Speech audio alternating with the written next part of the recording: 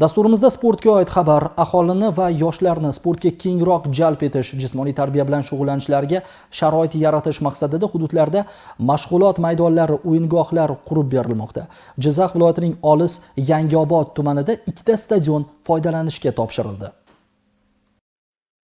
Yangiobod tumani Jizzax viloyatining janubiy-sharqiy qismida joylashgan. Qo'shni Tojikiston Respublikasi bilan chegaradosh manzil sanaladi. Hududda sportga qiziquvchi yoshlar, chempion o'g'il-qizlar ko'p. Ana shu qiziqish va aholining e'tibori bilan har bir mahallada sport maydonlari, stadionlar tashkil etilyapti.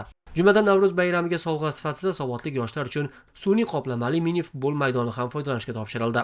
1 milliard 360 million so'm mablag' evaziga qurib bitkazilgan 20 ga 40 o'lchamdagi ushbu maydon qishloq yoshlari uchun futbolning sir asrorlarini qunt bilan o'rganishlarida, tajriba oshirishlarida yordam berishiga katta ishonch bildirildi.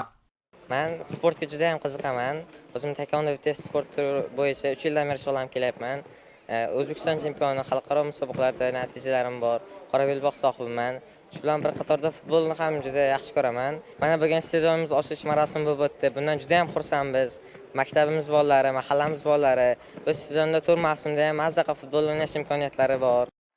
Sportga oshno tutingan Chakand mahallasi yoshlar uchun ham o'ziga xos sovg'a taqdim etildi. Hududdagi 6-umumiy o'rta ta'lim maktabida zamonaviy futbol maydoni sportsevar o'g'il-qizlar ixtiyoriga topshirildi.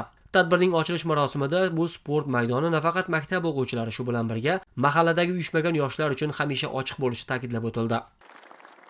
Mahalla raisi bilan, oqsoqollar bilan maslahatlashdik. Mana shuni maktab hududida qursak qanday bo'lar ekan? Ham bolalar ham shundan foydalansin, mahalla ham shundan foydalansin degan qaror bilan ham mahalla ham maktab birlashdikda mana shu tashabbus byudjetda yutib oldikda. Shuning uchun mana yomon bo'lgani yo'q, juda ham yaxshi bo'ldi. Maktabga ham foyda, mahallaga ham foyda, hammamiz birgalashib foydalanyapmiz. Mazkur o'yingohlar hisobiga sun'iy futbol maydonlari tumanda 10 dan oshdi. Albatta ushbu sport obyektlari yosh iste'dodlarni ko'paytirishga xizmat qiladi. Ma'lumot o'rnida tumanning futbol jamoasi viloyat 2-ligasida ishtirok etsa, futbol bo'yicha O'zbekiston ayollar terma jamoasi a'zosi Nafisa Nabiqulova ham ushbu hududda kamolga yetgan.